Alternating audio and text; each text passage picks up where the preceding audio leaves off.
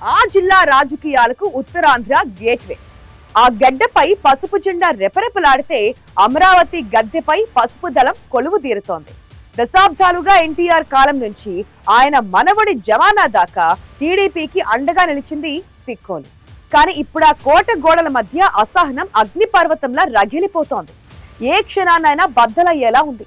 సిద్ధాంతాల కంటే సామాజిక సమీకరణాలే రాజ్యమేలే ఆ జిల్లాలో 30% జనాభా ఉన్న ఒక బలమైన వర్గం మౌనం తుఫాను ముందు ప్రశాంతతలా కనిపిస్తోంది. 5 ఏళ్ల వైసీపీ పాలనలో పదుల సంఖ్యలో కేసులు పెట్టినా వైసీపీ అరాచకాలను ఒంటి చేత్తో ఎదుర్కొన్న ఒక నాయకుడు గెలిచి ఓడిన వీరుడిలా ఓపిగ్గా చూస్తున్నాడు. ఇంతకీ ఏ జిల్లాలో జరుగుతోంది ఇదంతా? ఎవరా నాయకుడు? ఒకసారి చూద్దామా?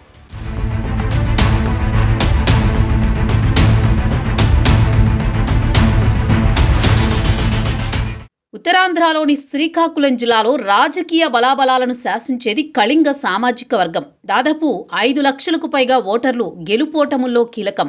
ఇచ్చాపురం, పలాస, టెక్కలి, ఆమదాల వలస వంటి నియోజకవర్గాల్లో వీరే కింగ్ మేకర్లు. టీడీపీ ఆవిర్భావం నుంచి కళింగులు ఆ పార్టీకి వెన్నెముకగా నిలిచారు. 5 ఏళ్ల వైసీపీ పాలనలో ఈ వర్గాన్ని చీల్చడానికి వైఎస్ జగన్మోహన్ రెడ్డి పక్కా స్కెచ్ వేశారు. తమ్మినేని సీతారాంకు స్పీకర్ పదవి, దువ్వాడ శ్రీనివాస్కు ఎమ్మెల్సీ, కీలక కార్పొరేషన్ పదవులతో కళింగులను తమ వైపు తిప్పుకునే ప్రయత్నం చేశారు. అయినా గత ఎన్నికల్లో కళింగ సామాజిక వర్గం ఏకపక్షంగా కూటమికి అండగా నిలిచింది. ఆముదాల వలసలో తమ్మినేని సీతారాంను 35,000 ఓట్ల తేడాతో ఓడించింది. పసుపు జెండాకి అండగా నిలిచింది. కానీ ఇప్పుడు ఆ నమ్మకమే ప్రశ్నార్థకంగా మారుతోంది.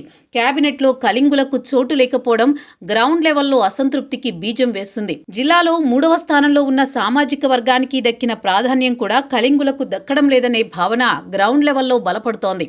ఇచ్చాపురం, పలాస, టెక్కలి, ఆముదాల వలస వంటి నియోజకవర్గాల్లో ఏకపక్షంగా ఓట్లు వేసి కూటమిని గెలిపించిన సామాజిక వర్గాన్ని విస్మరిస్తే వచ్చే స్థానిక సంస్థల ఎన్నికల్లో పార్టీ భారీ మూల్యం చెల్లించుకోక తప్పదనే మాట బలంగా వినిపిస్తోంది. ఇప్పటికే ఆ వర్గంలోని అసంతృప్తిని క్యాష్ చేసుకునేందుకు వైఎస్ఆర్సీపీ తెర వెనుక పావులు కదుపుతోంది. గతంలో తమ్మినేని సీతారాంకు స్పీకర్ పదవి ఇవ్వడం ద్వారా ఆ వర్గాన్ని తమ వైపు తిప్పుకుందా ఆ పార్టీ. ఇప్పుడు అదే మ్యాజిక్ రిపీట్ కాకుండా ఉండాలంటే కళింగ నేతకు కేబినెట్లో చోటు కల్పించడమే మార్గమనే మాట వినిపిస్తోంది.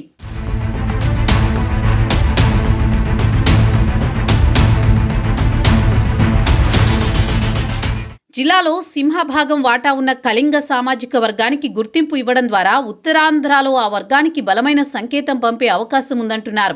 మంత్రివర్గ విస్తరణలో కూడా ఈ వర్గానికి అన్యాయం జరిగితే అది కేవలం ఒక జిల్లా సమస్యగా కాకుండా ఉత్తరాంధ్రలో పార్టీపై దానికి ప్రభావం ఉంటుందని కొందరు అంచనా వేస్తున్నారు. ఒక నాయకుడికి మంత్రి పదవి దక్కడం దక్కకపోవడం అనేది కేవలం వ్యక్తిగత అంశం కావచ్చు. కానీ ఆమదాల వలస ఎమ్మెల్యే కూన రవికుమార్ విషయంలో అది సామాజిక అంశంగా మారింది. వైసీపీ హయాంలో 5 ఏళ్ల పాటు జిల్లాలో టీడీపీ క్యాడర్ నిరుత్సాహపడకుండా సవాళ్లకు ఎదురొడ్డి నిలబడ్డారు కూన రవికుమార్. పదుల సంఖ్యలో కేసులు పెట్టినా, అరెస్టులు చేసినా ఆయన వెనకడుగు వేయలేదు. వైసీపీకి కంచుకోటగా మారిన ఆమదాల వలసలో భారీ మెజారిటీతో గెలిచారు.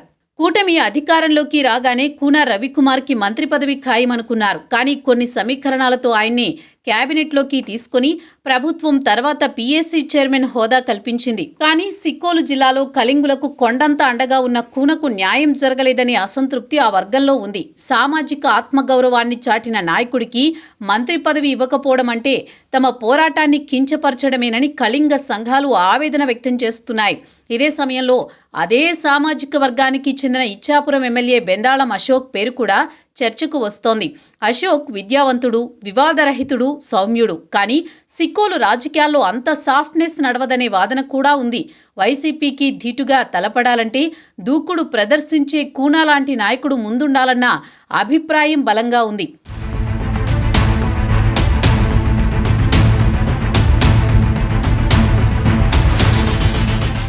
ఓటమి తర్వాత కూడా వైసీపీ ఇప్పటికీ కౌంటర్ అటాక్ చేస్తూనే ఉంది.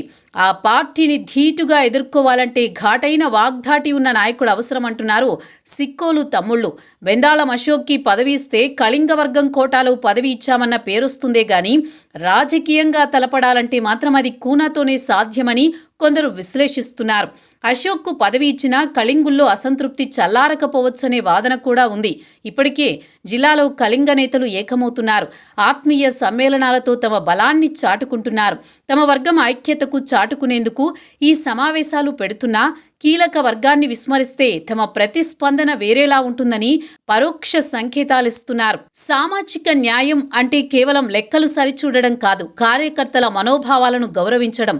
మరి కూన రవికుమార్కు కేబినెట్లో చోటు కల్పించి సిక్కోలు గడ్డపై కళింగ కోటను మరింత పటిష్టం చేస్తారా, లేక అలాగే వదిలేసి సమస్యను కొని తెచ్చుకుంటారా అనే చర్చ జరుగుతోంది. శ్రీకాకుళం జిల్లాలో నివురుగప్పిన నిప్పులా ఉన్న కళింగుల అసంతృప్తిని చల్లార్చడం ఇప్పుడు కూటమి ప్రభుత్వానికి అతిపెద్ద సవాల్. మరి ఈ హెచ్చరికను అధిష్టానం ఏ మేరకు పరిగణలోకి తీసుకుంటుందో, చంద్రబాబు, లోకేష్ ఈ పొలిటికల్ పజిల్ను ఎలా సాల్వ్ చేస్తారో చూడాలి.